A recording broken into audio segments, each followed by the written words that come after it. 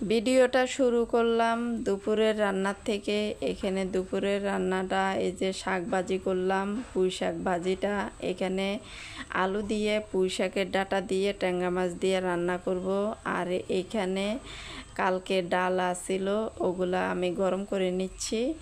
আর এই যে পুঁই শাক ভাজিটা তো হয়ে গেছে, বাটিতে বেড়ে রেখে দিব এটা বলতেছিলাম। আর এখন ডাঁটা তরকারিটা বসাই দিব ডাল গরম হইলে, সেটা বলতেছিলাম। আসসালামু আলাইকুম, সবাই কেমন আছেন? আশা করি ভালো আছেন। আলহামদুলিল্লাহ আমরাও ভালো আছি। রান্নাটা কমপ্লিট করে এই যে বেড়ে বেড়ে রেখে দিলাম অন্য অন্য পাতিলে, শাকগুলা বাটিতে রেখে দিছি।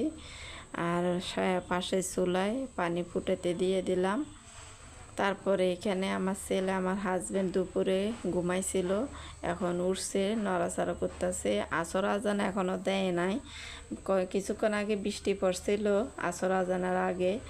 তারপর 3টার দিকে বৃষ্টি পড়ছিল, তারপরে বৃষ্টি পড়ে রোদ উঠে গেছে। দেখেন কি সুন্দর একটা রোদ, অনেক সুন্দর একটা রোদ। এই রোদটা আমার কাছে দেখতে এত ভালো লাগছে, খুব খুব ভালো লাগছে।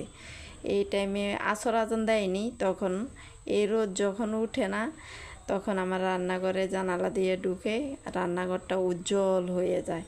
এই ভিডিওটা আসর আজানের সময়, আমার হাজবেন্ড আসরের নামাজ পড়তেছে আজকে, বাসায় যাওয়ার সময় পাইনি। এই ভিডিওটা মাগরিবের নামাজের জন্য রেডি হয়ে দাঁড়িয়ে আছে। আমি জিজ্ঞেস করতেছি আমার ছেলে নামাজে গেছে কিনা। আজকের জন্য ভিডিওটা এখানে শেষ করে দিলাম। আল্লাহ হাফেজ।